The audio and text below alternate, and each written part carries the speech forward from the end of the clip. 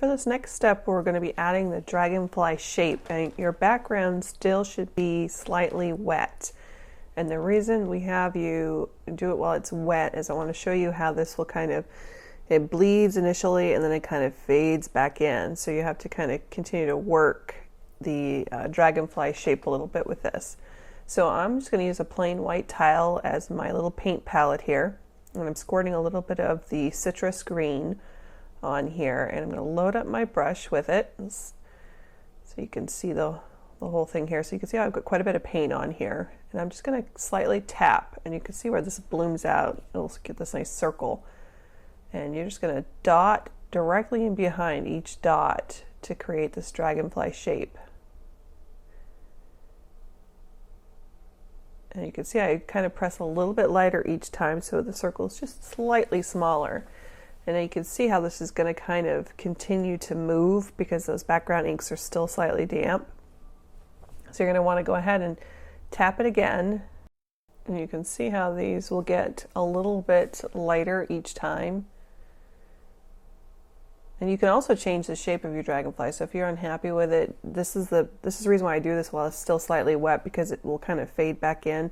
So you can really adjust your shape quite easily still at this point. And these are going to continue to move, and you can see how they kind of settle in. And you don't get those big dots this way.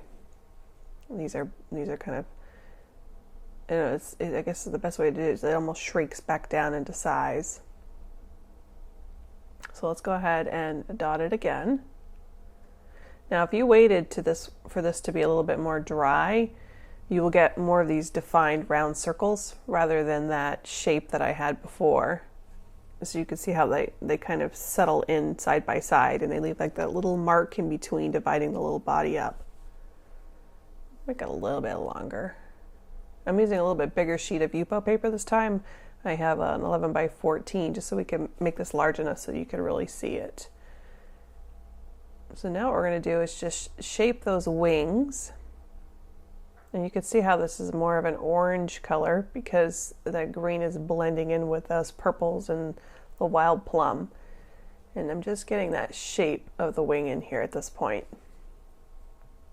And wait for it to continue to move so you can see where your inks are going to end up being. And now I'm using a little bit of wild plum. Nope, sorry, that's twilight purple. Let's go ahead and pop some eyes in here. I just did 2 little dots, and you see how they spread? And that body is still shrinking in, and those 2 eyes turn to 1 eye because it's still wet. So it's all about playing and kind of learning how the inks move and how they react.